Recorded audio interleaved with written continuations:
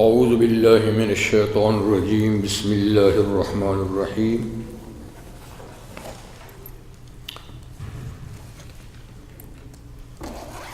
وَأُزْلِفَتِ الْجَنَّةُ لِلْمُتَّقِينَ غَيْرَ بَعِيدٍ هَذَا مَا تُوعَدُونَ لِكُلِّ أَوَّابٍ حَفِيظٍ مَنْ خَشِيَ الرَّحْمَنَ بِالْغَيْبِ وَجَاءَ بِقَلْبٍ مُنِيبٍ ادْخُلُوهَا بِسَلَامٍ ذَلِكَ يَوْمُ الْخُلُودِ لَهُمْ مَا يَشَاءُونَ فِيهَا وَلَدَيْنَا مَزِيدٌ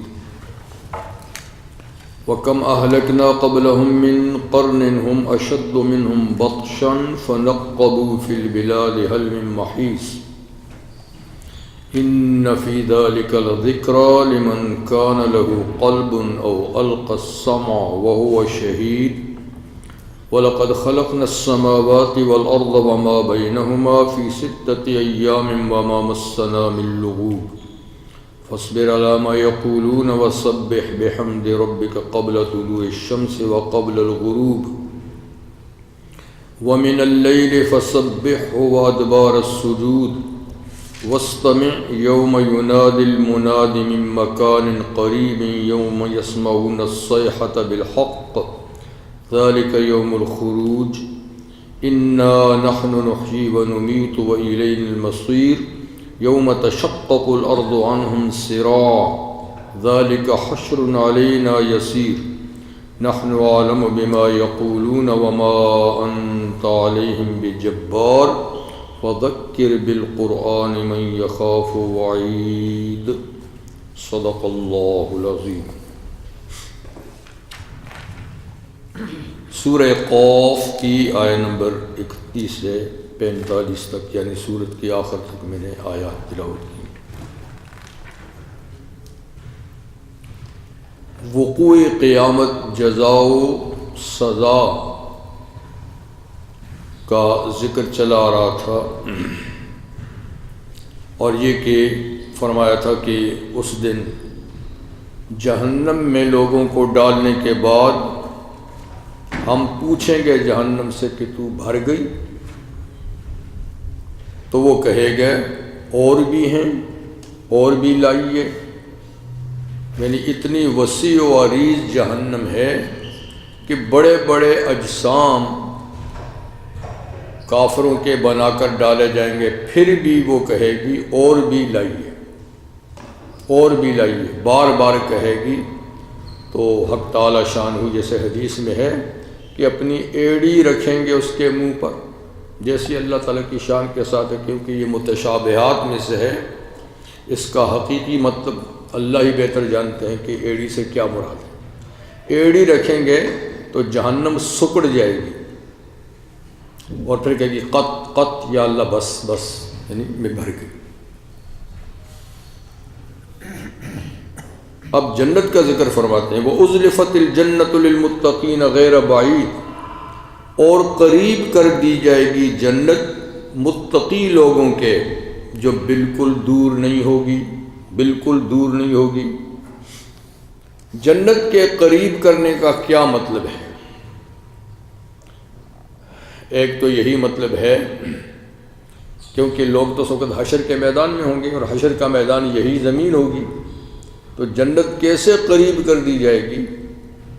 تو بیچ میں جو آسمان ہیں یہ تو ہٹ جائیں گے، ٹوٹ پھوٹ جائیں گے. زمین کا بھی یہ نقشہ نہیں ہوگا، آسمان بھی نہیں ہوں گے، ان کا کوئی جیسے بھی نقشہ ہوگا، لیکن زمین کا یہ نقشہ نہیں ہوگا، بالکل ہموار ہوگی اور ایک اور زمین سے وہ تبدیل ہو چکی ہوگی. تو جب بیچ میں خلا رہ جائے گا یا اگر آسمان ہوں گے تو وہ اس طرح کے نہیں ہوں گے جیسے موجود ہیں.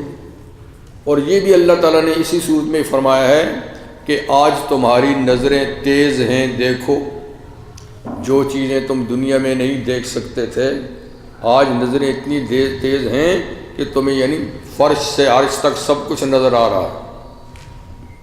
تو جب نظر آ رہا ہے تو جنت بھی نظر آئے گی، اگرچہ یعنی کروڑوں میل دور ہے لیکن حشر کے میدان سے جنت بھی نظر آئے گی. تو جو چیز نظر آتی ہے وہ قریب ہی ہوتی ہے. تو ایک قریب کا مطلب یہ ہے کہ جنت قریب کر جائے گی، یعنی بیچ سے وہ رکاوٹیں دور کر دی جائیں گی، جس کی وجہ سے جنت نظر نہیں آیا کرتی تھی۔ تو بہرحال وہ قریب ہوگی، یا اس کا مطلب ہے کہ جنتیوں کو جنت کے قریب کر دیا جائے گا، جنتیوں کو خود جنت کے قریب کر دیا جائے گا۔ اچھا، اور کہا جائے گا ھذا ما توعدون لکل اواب حفیظ، یہ وہ جنت ہے جس کا اے جنتیوں تم سے وعدہ کیا گیا تھا دنیا میں کہ ایمان اور نیک اعمال کے ساتھ آؤ گے تو یہاں تمہارا بسیرا ہوگا۔ تو یہ وہ جنت ہے، اور یہ کس کے لیے ہے؟ لکل اواب حفیظ، ہر اس شخص کے لیے ہے جو اللہ کی طرف رجوع کرنے والا ہے۔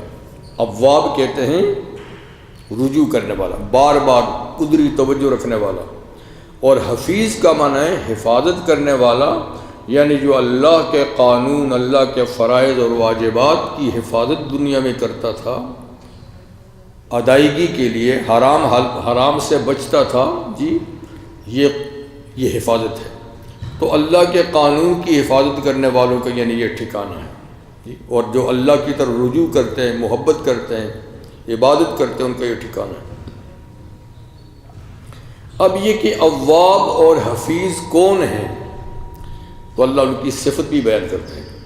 من خشی الرحمن بالغیب،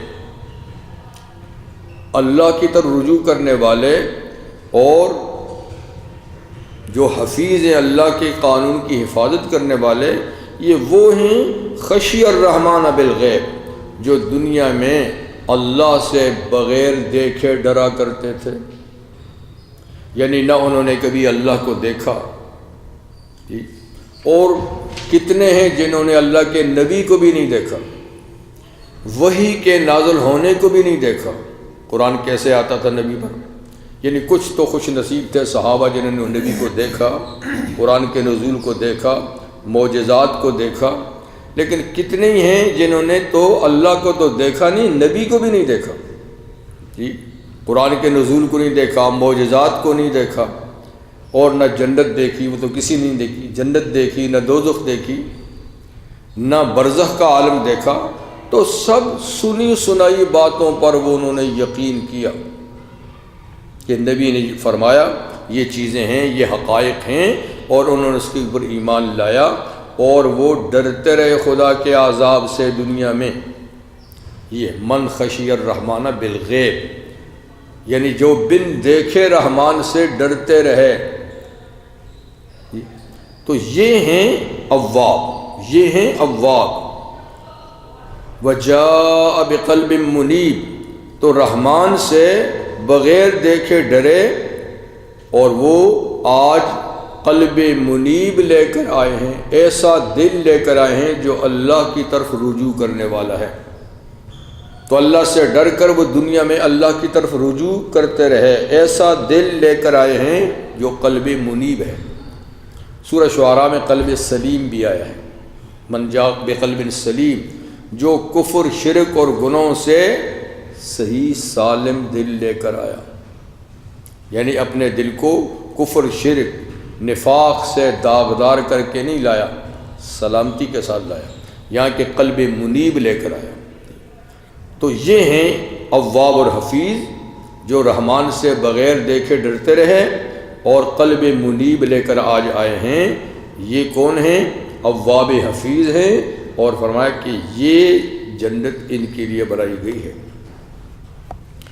تو ان سے کہا جائے گا ادخلوہا بسلام، اس جنت میں داخل ہو جاؤ سلامتی کے ساتھ۔ یہ سلامتی کا گھر ہے، یہ دار السلام ہے، جنت دار السلام ہے، سلامتی کا گھر ہے۔ اس میں ہر چیز سے، ہر دکھ تکلیف سے، ہر تھکاوٹ سے، ہر پریشانی سے سلامتی کے ساتھ رہو گے۔ ادخلوا بسلام، سلامتی کے ساتھ داخل ہو جاؤ۔ اور یہ کہ جب گیٹ پر پہنچیں گے تو فرشتے بھی کہیں گے داخل ہو جاؤ، سلام قولا من رب الرحیم، اللہ کی طرف سے بھی سلامتی کا پیغام آئے گا، اور فرشتے بھی سلامتی کی بات کریں گے، اور یہ سلامتی دعا نہیں ہوگی، مبارکباد ہوگی۔ دنیا میں السلام علیکم یہ دعا ہے، اس لیے کہ یہ پریشانیوں کا گھر ہے، تو دعا دیتے ہیں اللہ تمہیں سلامت رکھے ہر پریشانی سے، ہر دشمنی سے، ہر چیز سے۔ پر جنت تو خود دار السلام ہے، تو وہاں کسی کو سلام علیکم کہنا یہ ہوگا، یعنی تمہیں آنا مبارک ہو، تم سلامتی کے گھر میں آ گئے۔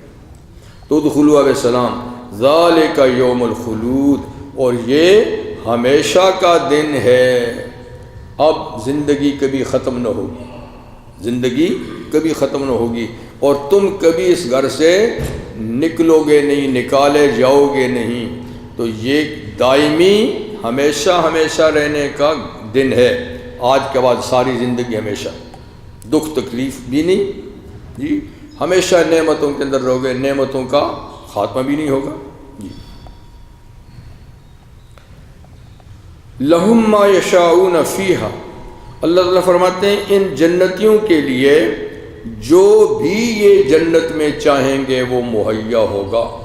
لہم ما یشاؤون، لہم جنتیوں کے لیے، ما یشاؤون جو بھی یہ چاہیں گے وہ مہیا ہوگا جی، یعنی جو ان کے من میں دل میں بات آئے گی، جو ان کے خیال میں بات آئے گی، جو یہ زبان سے مانگیں گے وہ چیز ان کو مہیا ہوگی۔ اور کہتے ہیں وَلَدَيْنَا مزید، اور ہمارے پاس کچھ اور بھی ہے جو نہ ان کے دل میں آیا ہوگا نہ انہوں نے مانگا ہوگا، کچھ ایسی چیز بھی ہمارے پاس ہے وہ ہم ان کو دیں گے۔ تو وہ مزید کیا چیز ہے جو اللہ فرماتے ہیں جنت کے علاوہ کچھ اور بھی ہے؟ تو حدیث میں کہ جنتیوں سے پوچھا جائے گا جنت میں کہ یہ جو کچھ تمہیں ملا سو ملا، اور بھی کچھ تم چاہتے ہو، کچھ اور بھی تمہیں دوں؟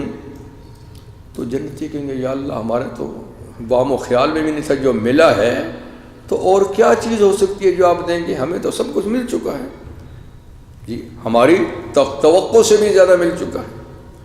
تو اللہ تعالیٰ پھر فرمائیں گے کہ ہاں ایک چیز ہے، وہ یہ کہ میں تم پر اپنی رضا ڈالتا ہوں، خوشنودی ڈالتا ہوں، میں کبھی تم سے ناراض نہیں ہوں گا۔ تو اب جنتی کہیں کہ واقعی یہ بات ہے جی کہ اللہ کی رضا یہ تو بہت بڑی چیز ہے۔ اللہ کی رضا اگرچہ ہمیں پتہ چل گیا کہ جنت میں بھیجا ہے تو راضی ہے، لیکن پھر بھی کبھی ناراض بھی تو ہو سکتا ہے۔ تو فرمایا کہ نہیں، میں کبھی ناراض نہیں ہوں گا۔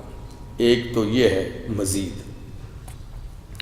دوسری چیز مزید، جیسے سورہ یونس میں گزر چکا ہے، سورہ یونس میں کہ للذین احسنوا الحسنی وزیادہ، کہ ان لوگوں کے لیے جنہوں نے دنیا میں نیکی کی اس کا نیکی کا بدلہ نیکی سے ملے گا۔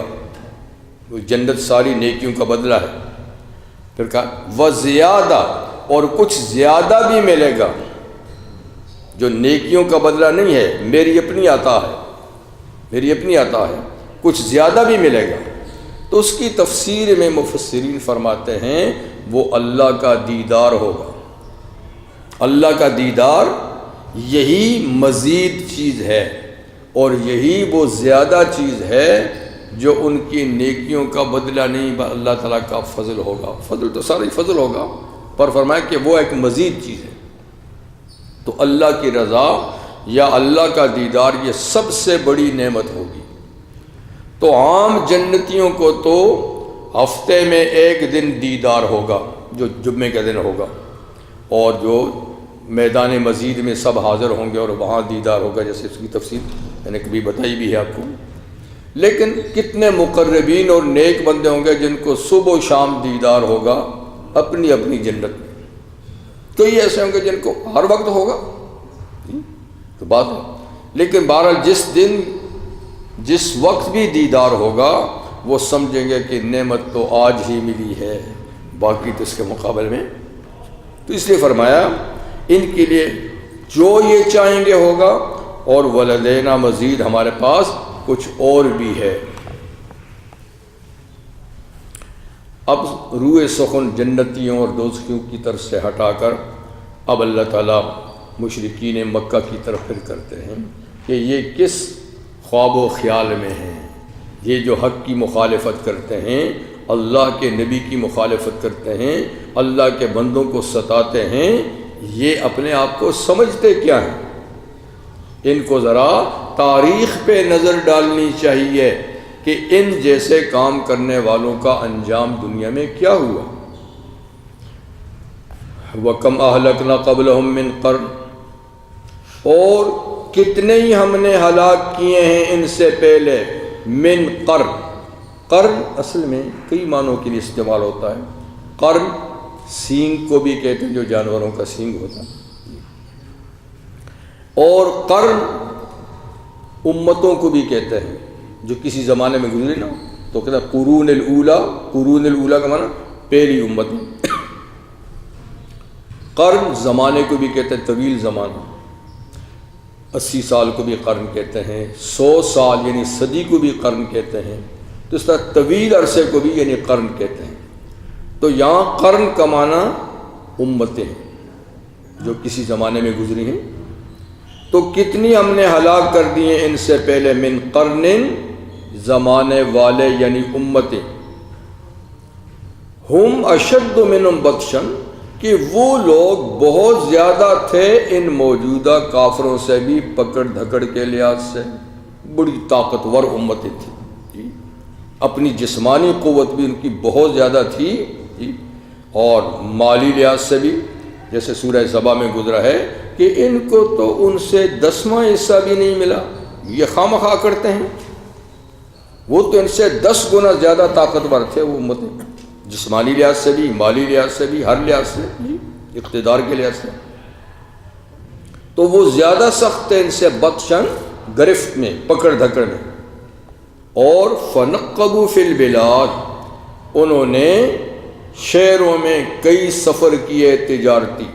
نقب کا لغوی معنی تو ہے نا سوراخ کرنا، اردو بھی کہتا ہے نقب زنی، تو لفظی معنی اس کا ہوتا ہے سوراخ کرنا، لیکن اس سے مراد یہ ہے یعنی ملکوں کا سفر کرنا، دور دراز کا سفر کرنا، سیاحت کا سفر، تجارت کا سفر بھی۔ تو اگرچہ ان کے زمانوں میں سیر و سیاحت کے اتنے آسان طریقے نہیں تھے جو آج ہمیں میسر ہیں، کہ ہم میں جو صاحب حیثیت ہے وہ ساری دنیا میں بھی گھوم سکتے ہیں تھوڑے عرصے میں، اور ہم دیکھیے تھوڑے عرصے میں کہاں سے کہاں پہنچ جاتے ہیں۔ یہ سہولتیں تو میسر نہیں تھیں کہ طیارے تھے، ٹرینیں تھیں، بسیں تھیں وغیرہ، گھوڑے تھے، اونٹ تھے، جی روایتی قدرتی تو سفر، لیکن اس میں بھی انہوں نے یعنی اپنے طور پہ لمبے لمبے سفر کیے، مہینوں مہینوں کے، سال سال کے سفر پہ جاتے تھے، اور ہزاروں میل کا انہوں نے سفر کیا۔ ہماری تاریخ کے ابن بطوطہ یعنی کتنا سفر کیا انہوں نے، پورا بر صغیر ہمارے ملک 12 سال یہ شخص سفر کرتا رہا، سفر کی سہولتیں بھی نہیں تھی، پیدل بھی جانا پڑا، کئی ملکوں میں گھوما، بالآخر پھر مراکش کا رہنا تو مراکش میں آ کے اس کا انتقال ہوا۔ خیر یہ تو بعد کی بات ہے، اللہ جن کا ذکر کرتے ہیں یہ تو اور پہلے کی امت ہے، وہ تو اس امت کا آدمی ہے۔ تو انہوں نے منقب فی البلاد، شہروں میں نقب لگائے یعنی شہروں میں گھومے، سیاحت کی، تجارت کی۔ حل من محیص، کیا بچاؤ کی کوئی جگہ ہے؟ وہ بچ گئے کیا؟ وہ بچ گئے، حالانکہ وہ زیادہ طاقتور تھے۔ جب وہ نہیں بچے فرمایا تو یہ کون ہوتے ہیں مکہ والے جو حضور کی مخالفت کرتے ہیں، یا دنیا کے اور کافر ہیں جو مخالفت کرتے ہیں، یہ کون ہوتے ہیں؟ ان کو لمبی لمبی عمریں اللہ نے دیں، 100 سال، 200 سال، 400 سال، اور اس میں قوت جسمانی بھی دی اور مال و دولت بھی دی۔ یہ تو اس کے مقابلے میں بچے بھی نہیں ہیں، 60-70 سال ان کی عمریں ہوتی ہیں، اور ان کے پاس جسمانی قوت کیا ہے۔ ان فی ذلک لذکری، بے شک اس بات میں نصیحت ہے۔ یہ جو ہم تاریخی واقعات ان کے سامنے ذکر کرتے ہیں، یہ سبق کے لیے کرتے ہیں، تاریخ برائے تاریخ نہیں دہرائی جا رہی، اس میں نصیحت ہے، پر کس کے لیے ہے؟ لمن کان لہ قلب، اس کے لیے نصیحت ہے جس کے سینے میں دل ہے، جس کے سینے میں دل ہے، نصیحت اس کے لیے ہے۔ یا دوسری چیز او القسمہ، یا وہ نصیحت کی بات سننے کے لیے اپنا کان ڈالے، کان رکھے نصیحت کی بات، اور وہ ہوا شہید، وہ دل سے حاضر بھی ہو، دل کے حضور کے ساتھ نصیحت کی بات جو توجہ سے سنے، اس کے لیے ہے اس بات میں نصیحت۔ یا جو دل رکھتا ہے، صحیح دل رکھتا ہے، سوچ سمجھ والا دل رکھتا ہے، تو اس کے لیے نصیحت ہے۔ لیکن جس کے پاس نصیحت قبول کرنے والا دل ہی نہیں، ختم اللہ علی قلوبہم، جی کچھ بھی نہیں، اس کے لیے تو کچھ بھی نہیں۔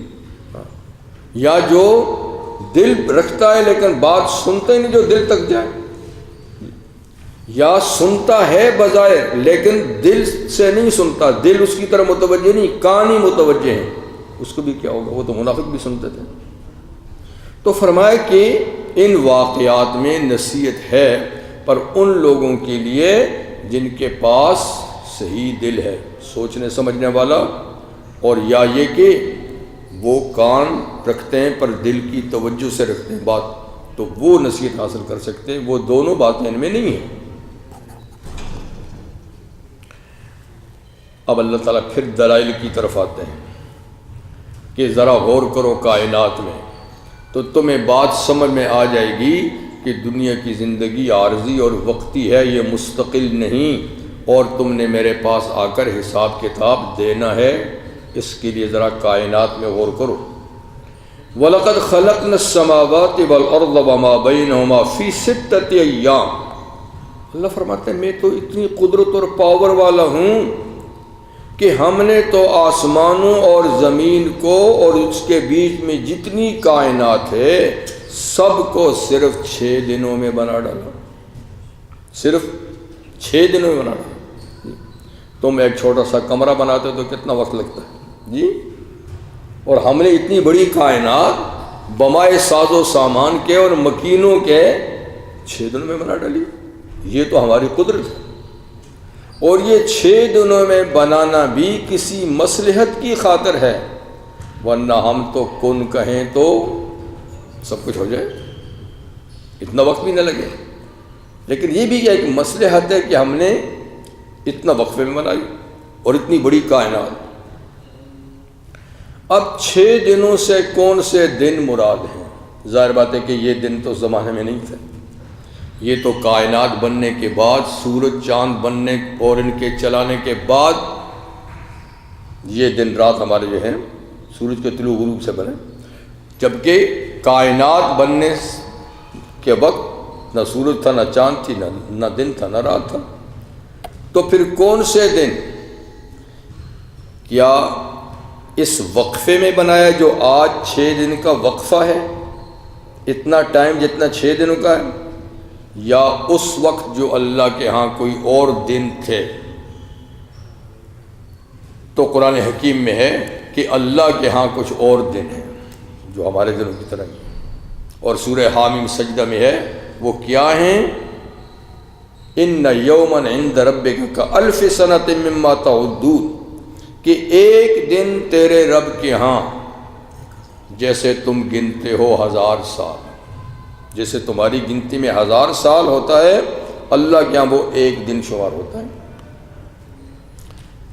تو اس وقت بھی وہ دن تھا، اور جب ہم دنیا سے چلے جائیں گے تب بھی آخرت میں وہی نظام ہوگا آخرت کا۔ یہ تو اس عارضی دنیا کا نظام ہے 24 گھنٹے کا دن رات، اصل دن رات تو 1000 سال کا ہے جو پہلے سے تھا۔ تو اس لیے اہل علم کہتے ہیں کہ 6000 سال میں زمین و آسمان بنی، ہمارے حساب سے 6000، اللہ کے حساب سے وہ 6 دن ہیں۔ پھر بھی دن رات نہیں، اس زمانے میں دن رات نہیں تھے، نہ دنیا سے جانے کے بعد پھر دن رات ہوں گے۔ تو اس سے مراد دن رات کا وقفہ ہے، جتنا ٹائم ہے یہ ٹائم مراد ہے۔ اب بعد میں بھی دن رات تو نہیں، جنت میں کہاں دن رات ہوں گے، دن ہی دن ہوگا۔ اور جہنم میں کون سی رات آئے گی، وہ تو رات ہی رات ہوگی، اندھیرا ہی اندھیرا ہوگا۔ تو دن رات کا نظام ختم ہو جائے گا، لیکن جتنا وقفہ ہے اس وقفے کو دن رات سمجھا جاتا ہے۔ تو تو اتنے وقت میں گویا اللہ تعالیٰ نے زمین و آسمان بنائے جتنے ہمارے حساب سے 6000 سال بنتے ہیں. اچھا یہ بنائے، اور ساتھ میں ساری کائنات جو اس کے اندر فرشتے بنائے جی، اور کوئی اوپر کائنات ہے، جنتیں بنائیں ان میں جو کائنات ہے، زمین بنائی اس میں جو کائنات ہے، فضا بنائی اس میں جو کائنات ہے، یہ سب کچھ جو آج موجود ہے یہ سب 6 دنوں میں بنا.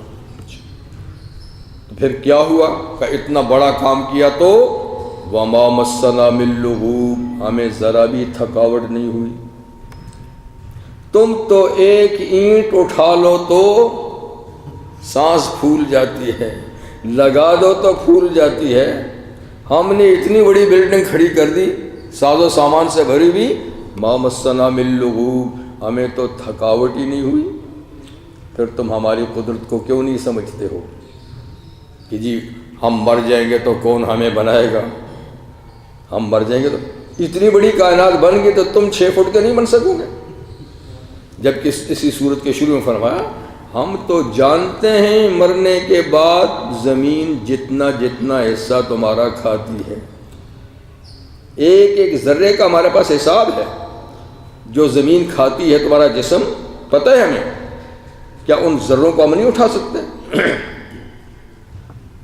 یہاں بائبل کی بات کو دیکھیے، بائبل میں کیا ہے؟ بائبل میں ہے کہ 6 دن میں اللہ نے زمین آسمان بنائی، 7ویں دن آرام کیا. 7ویں دن تو آرام کون کرتا ہے بھائی؟ تھکتا ہے. اور پھر مزید گستاخی یہ کہ 7ویں دن آرام کے لیے عرش پہ لیٹ گئے، بیٹھے بھی نہیں، لیٹ گئے. تو اللہ کی شان میں یہ کتنی بے ادبی اور گستاخی کی بات ہے. اصل میں یہ من گھڑت باتیں جو انہوں نے داخل کی ہیں. تو یہودی کہتے ہیں اس لیے ہم ہفتے کے دن اس لیے چھٹی کرتے ہیں کہ اللہ نے بھی چھٹی کی تھی، آرام کیا تھا. انا للہ و انا الیہ راجعون. ہاں اللہ فرماتے لا تغص، اللہ کو نہ اونگ آتی ہے نہ نیند آتی ہے. اور یہ ما مسنا من لغوب، ہم تو تھکے ہی نہیں، تم آرام کی باتیں کرتے ہیں ہمارے لیے. آرام وہ کرے جو تھکے. ما مسنا من لغوب. تو یہ جسم اور جسمانیات کا خاصہ ہے تھکاوٹ، بھوک لگنا، پیاس لگنا، نیند آنا، تھک جانا. اللہ تو جسم اور جسم کے لوازمات سے پاک ہے. بہرحال یہ فرمایا ایسی گستاخی کی باتیں کرتے ہیں کہ اللہ ہمیں دوبارہ نہیں بنا سکتا. ہم کہتے ہیں ہم بنا سکتے ہیں. تو آپ کو تکلیف تو ان کی باتوں سے ہوتی ہے، لہذا فصبر، آپ صبر کیجئے. صبر، آپ کو ان کی باتوں سے سخت تکلیف ہوتی ہے، کڑتے ہیں. کیسی باتیں کرتے ہیں اللہ کی شان میں؟ دراصل اس لیے کرتے ہیں کہ انہوں نے تو اللہ کی قدرت کو پہچانا ہی نہیں. قدرت کو پہچانتے تو اسی بات نہ کرتے اللہ کی قدرت کو. جیسے اللہ تعالیٰ فرماتے ہیں وما قدر اللہ حق قدرہ، ان لوگوں نے تو اللہ کی قدر پہچانی ہی نہیں، اللہ کی شان سے واقفیت ہی نہیں ہے جیسے اللہ کو پہچاننا چاہیے تھا، پہچانے ہی نہیں. تو اس لیے ایسی باتیں کرتے ہیں. یہ تو اللہ کو ایک بڑے کنگ سے تشبیہ دیتے ہیں. بس ایک بہت بڑا کنگ ہو جی، اور سارے اختیار اس کے پاس ہوں، لیکن پھر بھی وہ اکیلا سارا نظام نہیں چلا سکتا. اس نے آگے وزیر مشیر رکھے ہوتے ہیں، ایک نظام ہوتا ہے اور ڈیوٹیاں تقسیم ہوتی ہیں. وہ صرف اوپر سے کنٹرول کرتا ہے، باقی نظام. یہ تو اللہ کو ایک کنگ ہی سمجھتے ہیں کہ بس ٹھیک ہے وہ بڑا ہے لیکن اس نے نظام کائنات تقسیم کیا ہوا ہے. میں ایسی بات نہیں. وہ جیسا بادشاہ ہے مالک الملک، وہ سارا نظام کنٹرول خود ہی کرتا ہے، خود چلاتا ہے.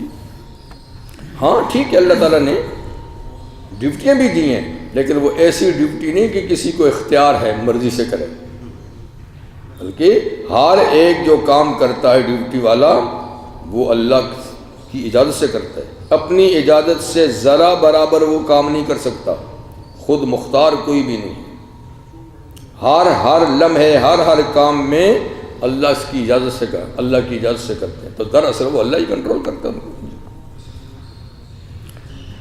تو آپ سب یعنی آپ ان کی باتوں پہ صبر کیجئے، یہ بہت گستاخیاں کرتے ہیں آپ کی شان میں بھی، اللہ کی شان میں بھی۔ فاصبر علی ما یقولون، تو آپ صبر کیجئے اس پر جو یہ کہتے ہیں۔ تو یہ پہلی بات، صبر کیجئے۔ صبر ملت ابراہیمی کا ایک بہت بڑا اصل ہے، اصول ہے۔ ملت ابراہیمی اور ملت اسلام ایک ہی ہیں، گویا اسلام کے اصولوں میں سے ایک بہت بڑا اصول ہے صبر، اور صبر کے بغیر دنیا کا کوئی کام ہوتا بھی نہیں ہے۔ ہر کام میں جو دنیا میں کیا جاتا ہے، دین کو چھوڑ کے دنیا کا بھی کیا جاتا ہے، تو صبر کے بغیر کوئی کام نہیں ہوتا۔ جتنے کام ہم دنیا میں کرتے ہیں ہمیں کتنا تحمل کرنا پڑتا ہے، کتنی برداشت کرنی پڑتی ہے، ورنہ دنیا کا بھی کوئی کام نہ ہو سکے۔ اس لیے صبر بڑے اصولوں میں سے ہے۔ دوسرا اصول ہے شکر، لیکن یہ کم ہی لوگ کرتے ہیں۔ قلیل من عبادی الشکور۔ صبر ہر کسی کو کرنا پڑتا ہے، صبر ہر کسی کو کرنا پڑتا ہے، لیکن شکر خوش نصیبی کرتے ہیں۔ تو دیکھیے، اسلامی تہذیب کے ستون جس سے ایک مسلمان مہذب ہوتا ہے، دنیا والوں کے ہاں تو مہذب ہونے کے کئی اور طریقے ہیں، وہ تو ان کے ہاں تہذیب کا کوئی اور ہی، ٹھیک ہے نا، بالکل الٹا۔ لیکن اسلامی تہذیب کیا ہے؟ مہذب کون ہوگا؟ جس میں چند اصول ہیں۔ نمبر 1 ہے صبر۔ بے صبر آدمی مہذب نہیں ہے اسلام میں۔ دوسرا شکر، ناشکرہ مہذب نہیں ہو سکتا۔ تیسرا ہے ذکر، فاذکرونی، مجھے جو اللہ کو یاد نہیں کرتا، خدا فراموش ہے، وہ مہذب نہیں ہے۔ تو صبر، شکر، ذکر، ٹھیک ہے، اور اس کے علاوہ اللہ سے استعانت، اللہ سے مدد مانگنا، ہر کام میں اللہ تعالیٰ سے مدد مانگنا، جی یہ بھی۔ اور تعظیم شعائر اللہ کے دین کی جو نشانیاں ہیں، جن سے دین نظر آتا ہے، دین کا پتہ چلتا ہے، جیسے نماز ہے، اذان ہے، مسجد ہے، جی، اور جو نشانیاں نا ایک مسلمان ہونے کی، ایک تو یہ بھی ان کی تعظیم بجا لانا، یہ بھی تہذیب کا حصہ ہے۔ جو مسجد کا احترام نہیں کرتا، جو نماز کا احترام نہیں کرتا، جو قرآن کے احترام نہیں کرتا، جو بیت اللہ کے احترام نہیں کرتا، اور جو شاعر اللہ ہیں بے شمار، جو ان کی تعظیم نہیں کرتا۔ ان الصفا والمروہ من شعائر اللہ، صفا مروہ بھی شاعر اللہ میں سے، نشانیوں میں سے۔ عرفات، مزدلفہ، منی، یہ سب شاعر اللہ میں سے ہیں۔ جو ان کی تعظیم نہیں کرتا وہ بھی مہذب نہیں ہے، سمجھے بات؟ تو اللہ فرماتے ہیں سورہ حج میں، ذالک ومن یعظم شعائر اللہ فإنہا من تقوی القلوب، یہ بات ہو چکی۔ اور جو اللہ کے دین کی نشانیوں کی تعظیم بجا لاتا ہے، یہ من تقوی القلوب، یہ دلوں کے تقوی کی بات ہے۔ وہی کرے گا جس کے دل میں تقوی اور خوف خدا ہے، تعظیم وہی کرے گا۔ اور جو تعظیم نہیں کرتا، ادب نہیں کرتا، احترام نہیں کرتا شاعر اللہ کی، تو اس کا دل تقوی سے خالی ہے۔ مطلب کہ تقوی تو دل میں ہے، کسی کو نظر تو نہیں آتا کہ کس کے دل میں کتنا تقوی ہے نہیں ہے، تھوڑا ہے زیادہ ہے، لیکن اللہ نے نشانی یہ بتائی کہ جو تعظیم شاعر اللہ کرتا ہے تو اس کے دل میں تقوی ہے۔ ایسا بنا ذالک من یعظم حرمات اللہ، تو حرمات اللہ سے بھی شاعر اللہ مراد ہے، یعنی جو چیزیں اللہ تعالیٰ نے حرمت اور عزت والی بنائی ہیں تو وہ شاعر اللہ ہی ہیں۔ اور اللہ تعالیٰ سورہ مائدہ میں فرماتے ہیں، یا ایھا الذین آمنوا لا تحلوا شعائر اللہ، جو اللہ کے دین کی نشانیاں ہیں، جن سے دین پہچانا جاتا ہے، لا تحلوا، ان کو اپنے لیے حلال مت سمجھو، ان کی بے حرمتی کو جائز مت سمجھو، ان کی حرمت اور عزت کا خیال رکھو۔ یہ ایمان والوں سے کہا، لا تحلوا شعائر اللہ ولا الشہر الحرام، عزت والے مہینوں کی بے عزتی بھی مت کرو، ان کی عزت کا، ولا الہدی ولا القلائد، اور قربانی کے جانور جو بیت اللہ کی نظر ہوتے ہیں، بیت اللہ جاتے ہیں اور ان کے گلے میں قلادہ ہوتا ہے، نشانی ہوتی ہے کہ یہ بیت اللہ جانے والے قربانی کے جانور ہیں، وہ بھی قابل تعظیم ہے، ان کے ساتھ بھی چھیڑ چھاڑ نہیں کرنی کیونکہ وہ اللہ کے گھر کی نظر ہیں۔ ولا آمین البیت الحرام، اور جو لوگ بیت الحرام حج عمرے کے لیے ارادہ کر کے جا رہے ہیں، یہ بھی انہوں نے لباس پہنا ہوا ہے، یہ بھی شاعر اللہ میں آ گئے، ان کے ساتھ بھی مت چھیڑو، یہ خدا کے مہمان جا رہے ہیں۔ دیکھا؟ تو مطلب یہ کہ اسلامی تہذیب کے لیے یہ چیزیں ضروری ہیں، ان کے بغیر کوئی مسلمان مہذب نہیں بن سکتا۔ تو ان میں ایک اہم بات کیا ہے؟ تعظیم شعائر اللہ، تعظیم شعائر اللہ، یہ سب چیزیں شعائر اللہ میں سے ہیں۔ تو فاصبر علی ما یقول، یہ جو کچھ کہتے ہیں اللہ کی شان میں، آپ کی شان میں، اسلام کی شان میں گستاخی کی باتیں، آپ اس پہ صبر کیجئے، مطلب اپنا مشن مت چھوڑیے، اپنا مشن مت چھوڑیے۔ ایک بات تو یہ ہے کہ صبر کے بغیر کام نہیں ہوگا، آپ کو صبر کرنا پڑے گا جی۔ دوسری، وَسَبِّحْ بِحَمْدِ رَبِّكَ قَبْلَ طُلُوعِ الشَّمْسِ وَقَبْلَ الْغُرُوبِ، اپنے رب کی تعریف کے ساتھ اس کی تسبیح بیان کریں، اپنے رب کی تعریف کے ساتھ تسبیح بیان کریں، یعنی تسبیح اور حمد کو ملا کر سبحان اللہ و بحمدہ کا ورد کریں۔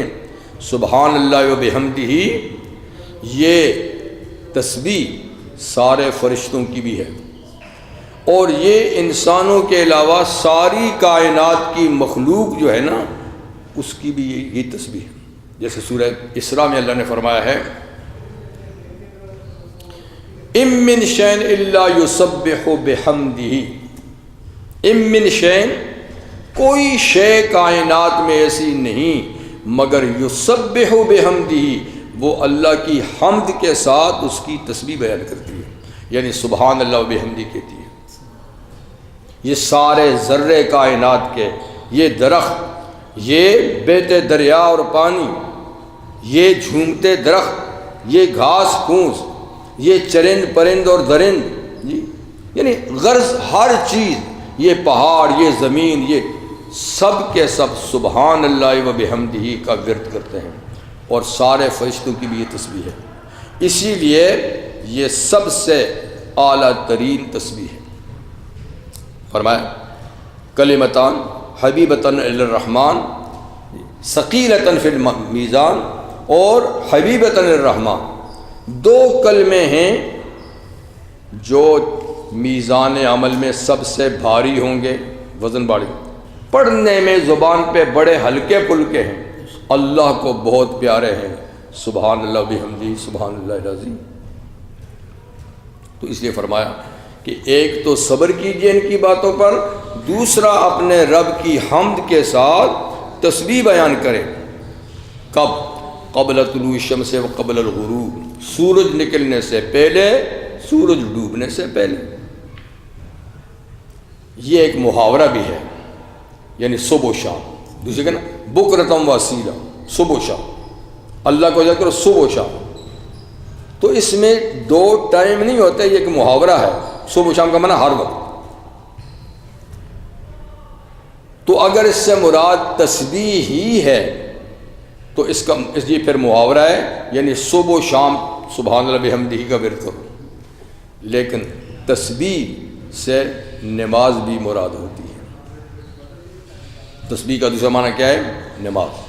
تو سبح بحمد ربک، اس سے نماز بھی مراد ہو سکتی ہے کہ اپنے رب کی حمد کے ساتھ اس کی تسبیح بیان کرو، یعنی نماز پڑھیں آپ۔ تو پھر اس سے دو نمازیں مراد ہیں، قبل طلوع الشمس فجر، قبل الغروب عصر، جو فجر اور عصر کی نمازیں پڑھیں پابندی سے۔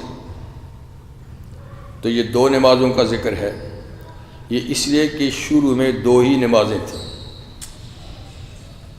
شروع میں جب تک معراج نہیں ہوئی تو کتنی نمازیں تھیں؟ 2 نمازیں. بالکل شروع میں تو ساری رات کی نماز تھی.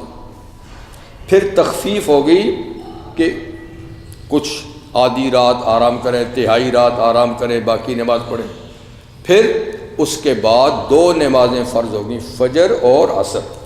تو یہ فجر عصر کا ذکر ہے، قبل طلوع شمس قبل الغروب. پھر معراج ہوئی تو 2 کے ساتھ 3 اور ہوں گی تو 5 ہوگی. ٹھیک ہے نا.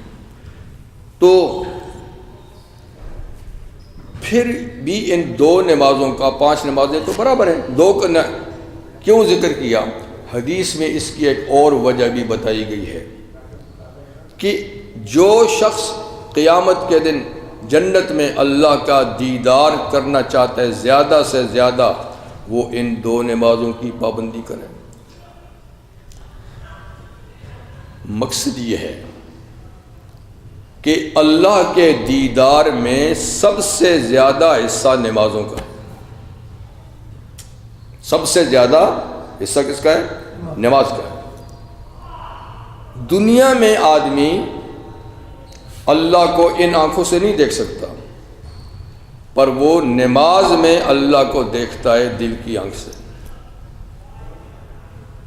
دنیا میں اگر ہم دیکھ سکتے ہیں اللہ کو تو دیکھنے کا ذریعہ کیا ہے؟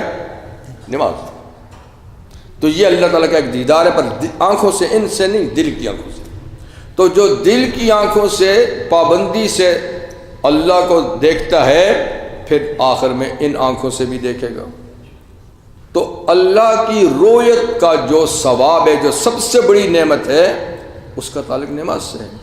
پھر ان 2 نمازوں کا حدیث میں کیوں کہا؟ تو اس لیے کہ یہ 2 نمازیں اکثر ضائع ہو جاتی ہیں. تو جو ان کی پابندی کرے گا وہ باقی 3 کی کرے گا. صبح کی تو نیند میں کبھی چلی جاتی ہے، اور عصر میں چھٹی کا ٹائم آیا، ابھی چھٹی کر کے آیا، تھکا ماندہ ہے، اور گروسری کے لیے بھی جانا ہے، اور فلاں کام کے لیے بھی جانا ہے، اور فلاں کام کے لیے، تو یہ تھوڑا سا ٹائم ہوتا ہے. تو جو آدمی ڈیوٹی سے آتا ہے یا کوئی بھی کام کر کے، تو یہ ایسا وقت ہے کہ تھکا ماندہ بھی ہوتا ہے، اب رات آنے والی ہے، کئی کام بھی ہوتے ہیں، تو یوں الجھ کر یہ نماز چلی جاتی ہے. تو زیادہ چانس ہے ان 2 نمازوں کے ضائع ہونے کے. اس لیے فرمایا کہ جو ان کی پابندی کرے گا وہ دوسروں کی ضرور کر لے گا. تیسری وجہ یہ بھی ہے کہ ان 2 نمازوں میں فرشتوں کی، نامہ عمل لکھنے والے فرشتوں کی ڈیوٹیاں چینج ہوتی ہیں. کیونکہ صبح بھی آتے ہیں، وہ شام کو جاتے ہیں، جو شام کو آتے ہیں وہ صبح چلے جاتے ہیں، اور ان کی ڈیوٹیاں چینج ہوتی ہیں ان 2 وقتوں میں، عصر اور فجر میں. تو اس کی خاص پابندی کرنے کا مطلب یہ ہے کہ یہ دونوں فرشتوں کی ڈائریوں میں لکھی جاتی ہیں. تو پڑھنے میں 1 نماز ہے، پر یہ لکھنے میں 2 نمازیں لکھی جاتی ہیں. آنے والے فرشتے آتے ہیں تو بندے کا پہلا عمل لکھتے ہیں. فجر میں ہم آئے تھے تو نماز پڑھ رہا تھا، پہلا عمل نماز. ٹھیک ہے. جب شام کو جاتے ہیں تو آخری نماز عصر کی نماز پڑھ رہا تھا. اسی طریقے سے یہ آنے والے اور جانے والے نا، پھر وہ اس طرف سے جو آیا ہے وہ بھی لکھتا ہے، جو جا رہا ہے فجر میں وہ بھی لکھتا ہے کہ اس کا آخری عمل فجر کی نماز تھی. آیا تھا تو عصر پڑھ رہا تھا، جا رہا تھا میں تو دونوں کی ڈائریوں میں یہ نماز لکھی جاتی ہیں. تو یہ نمازیں پڑھنے میں 1 ہیں، لکھنے میں 2 ہیں.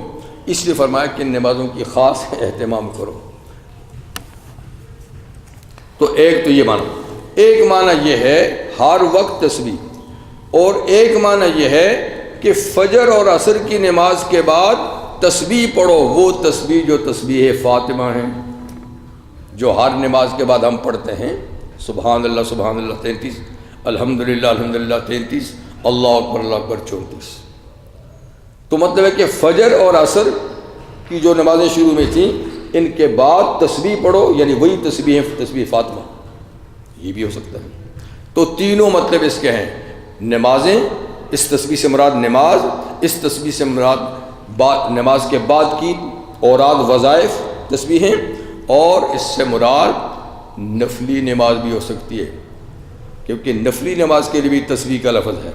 تو فجر اور عصر کے بعد یعنی نمازوں کے بعد کچھ نفلی نمازیں بھی پڑھ لیا کرو، تو 4 معنی یہاں بن سکتے ہیں، سمجھے؟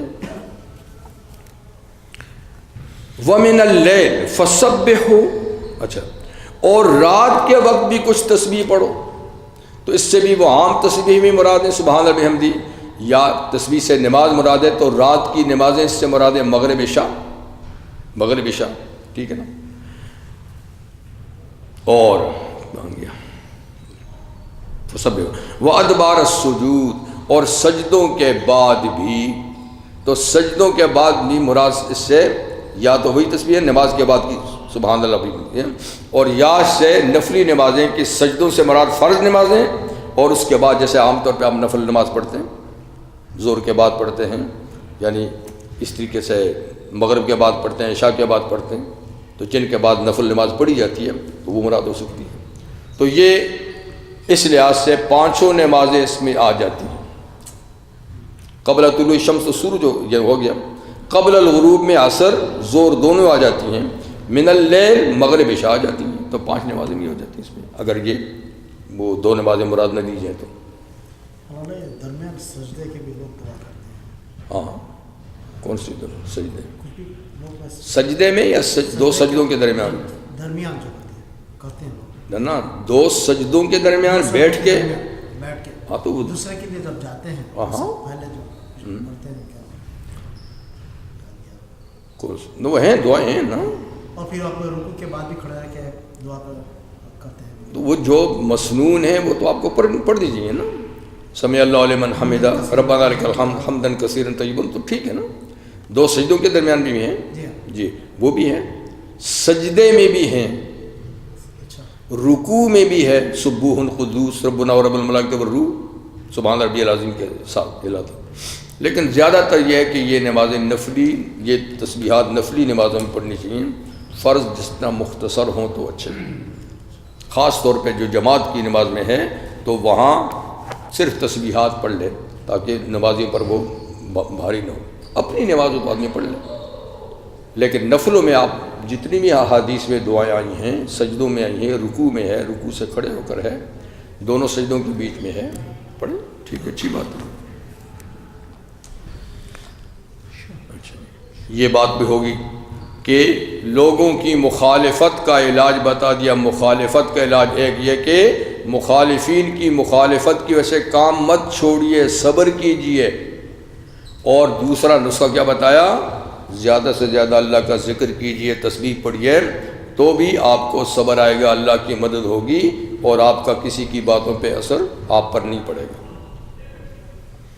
اب پھر قیامت کی طرف،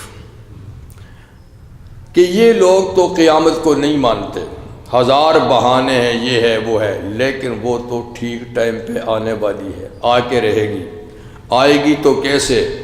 وَاسْتَمِعْ يَوْمَ يُنَادِ الْمُنَادِ، اور غور سے سنیے اس دن جب پکارنے والا پکارے گا، من مکان قریب، بالکل قریب جگہ سے، یعنی قیامت سے اس سے مراد یہ ہے دوسری سور، قیامت، اصل میں تو قیامت میں دو سور پھونکی جائیں گی نا، پہلی میں نظام ختم ہوگا، دوسری میں دوبارہ شروع ہوگا، کہ یہ دوبارہ شروع کی بات ہو رہی ہے۔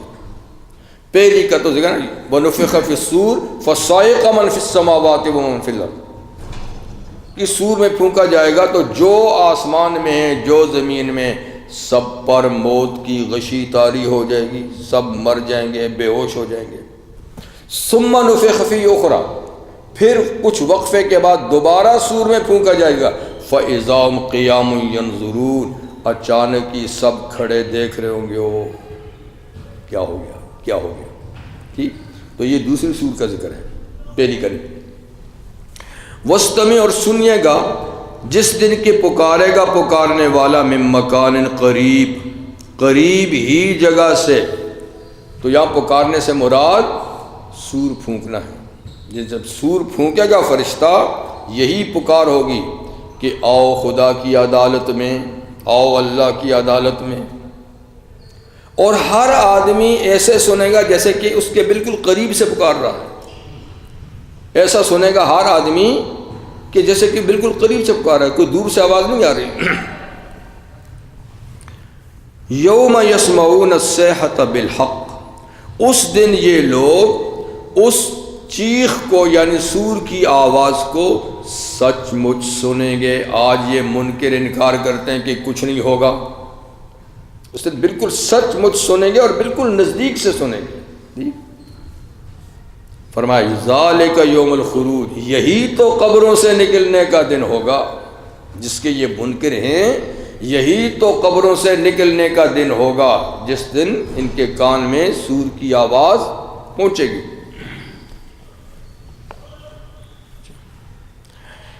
انا نحن نحیی و نمیت و الینا المصیر، اللہ فرماتے ہیں ہم ہی زندگی دیتے ہیں اور ہم ہی موت بھی دیتے ہیں، موت و حیات ہمارے اختیار میں ہے، اور وہ الینا المصیر، پھر پلٹ کے بھی ہمارے ہی پاس آنا ہے حساب کتاب کے لیے۔ زندگی موت بھی ہمارے ہاتھ میں ہے، اور پھر کہیں اور جا بھی نہیں سکیں گے، آئیں گے ہمارے سامنے حساب کے لیے۔ یوم تشقق الارض عنہم السراع، اس دن یعنی جس دن کے پکارنے والا پکارے گا، فرشتہ سور پھونکے گا، زمین پھٹ جائے گی لوگوں سے، جو لوگ زمین کے اندر دفن ہیں ان کی قبریں پھٹ جائیں گی، ان کی قبریں کھل جائیں گی، اور سراع وقفہ ہی نہیں ہوگا، ایک دم ہی کھل جائیں گی، بڑی جلدی سے کھل جائیں گی۔ یہ نہیں کہ نمبر وار آہستہ آہستہ آہستہ، لیکن وہ نمبر وار بھی ایسا ہوگا تو صحیح، اس لیے کہ نبی کریم نے فرمایا سب سے پہلے میری قبر کھلے گی، جب سور پھونکی جائے گی تو سب سے پہلے نبی کریم کی قبر مبارک کھلے گی، پھر فرمایا ابو بکر، عمر، حضرت عیسیٰ علیہ السلام جو چاروں ہوں گے، تو فرمایا ہم چار سب سے پہلے اٹھیں گے، پھر حضور نے فرمایا سب سے پہلے اٹھتے ہی مجھے جنت کا لباس پہنایا جائے گا، اور سب بغیر لباس کے ہوں گے، سب سے پہلے قبر سے اٹھتے ہی مجھے جنت کا لباس پہنایا جائے گا۔ پھر فرمایا میں وہاں سے چلوں گا تو جنت البقیع والے اٹھیں گے، ان کو لے کر چلوں گا مکہ کی طرف تو مکہ کے قبرستان والے اٹھیں گے، پھر اس طریقے سے ساری دنیا کے اٹھ جائیں گے، ساری دنیا کے اٹھیں گے، اور ایک دم سرا، اس میں کوئی ٹائم نہیں لگے گا، ترتیب تو یہ ہے لیکن ٹائم نہیں لگے گا، ایک دم ہی یہ سب کچھ ہو جائے گا۔ اور پھر فرمایا جب حشر کا میدان قائم ہوگا تو سب سے پہلے اس میدان میں ابراہیم علیہ السلام کو لباس پہنایا جائے گا، ان کے بعد پھر انبیاء کرام اور ہوں گے، پھر صلحاء، پھر آہستہ آہستہ، لیکن اس وقت تک ترتیب یہ ہے کہ سب سے پہلے حضور کو، پھر حشر کا میدان میں جب پہنچ جائیں گے سارے تو سب سے پہلے ابراہیم علیہ السلام کو، اس دن کے پھٹ جائے گی زمین عنہم، ان لوگوں سے سرا جلدی، ذالک حشر علینا یسیر، یہ لوگوں کا اکٹھا کرنا، اربوں کھربوں انسانوں کا اکٹھا کرنا ہم پر بڑا آسان ہے، کوئی وقت نہیں لگے گا، سارے کے سارے از خود منزل کی طرف بھاگ کے جائیں گے، کوئی ادھر ادھر بھاگ نہیں سکے گا، یہ ہمارے لیے حشر آسان ہے۔ یہ تو ہوگا، فرمایا یہ تو ہوگا، لیکن نحن اعلم بما یقولون، ہم جانتے ہیں جو یہ کہتے ہیں کہ کچھ نہیں ہوگا، مر گئے مٹی میں رل مل گئے تو کوئی دوبارہ اٹھایا جائے گا نہیں، حساب کتاب نہیں، کچھ بھی نہیں، ہم جانتے ہیں جو یہ کہتے ہیں، پر ہوگا یہ جو ہم کہتے ہیں، ہم جانتے ہیں جو یہ کہتے ہیں، لیکن ومان تعلم بجبار، آپ فکر نہیں کریں، آپ کوئی ان پہ جبر کرنے والے نہیں کہ آپ ضرور ان کو منوائیں، آپ ان کو جبرن منوا نہیں سکتے، قیامت کے وقوع آپ ان پہ جابر نہیں، جبر نہیں کر سکتے، زبردستی کرنے والے آپ نہیں ہیں، آپ تو دلائل سے سمجھائیں کہ نہیں میاں ایسا ہوگا، ہو سکتا ہے، اللہ قادر ہے، پھر بھی یہ نہیں مانتے تو آپ ان پہ جبر کرنے والے نہیں ہیں، کہ آپ ضرور منوائیں، یہ خود مانیں گے جب قیامت کے دن آئے گا، پھر ہم خود ان سے پوچھیں گے، آپ سے نہیں پوچھیں گے۔ فَذَكِّرْ بِالْقُرْآنِ مَنْ يَخَافُ وَعِيدٍ، سو آپ نصیحت کریں قرآن کے ذریعے سے، ادھر ادھر کی کہانیاں قصے نہیں، قرآن کے ذریعے سے نصیحت کیجئے، کیونکہ یہ کتاب نصیحت ہے۔ یہ پڑھ پڑھ کر ان کو سمجھائیں، قرآن سے آپ ان کو نصیحت کیجئے، لیکن کس کو نصیحت فائدہ دے گی؟ من یخاف وعید، جو ہمارے ڈرانے سے ڈرتا ہے۔ جو ہمارے ڈرانے سے ڈرتا ہے فائدہ اسی کو ہوگا، جو ہمارے ڈرانے سے ڈرتا نہیں اس کو فائدہ نہیں ہوگا، پر آپ کا موضوع قرآن ہونا چاہیے، کیونکہ اس سے زیادہ مؤثر کتاب، مدلل کتاب دوسری کوئی نہیں ہو سکتی۔ تو آپ اس کو سامنے رکھ کے لوگوں کو نصیحت کریں، پھر مانے گا وہ جو ہمارے ڈرانے سے ڈرتا ہے، جو نہیں ڈرتا وہ نہیں مانے گا۔ یہ ہوا سورہ قاف کا بیان۔ آج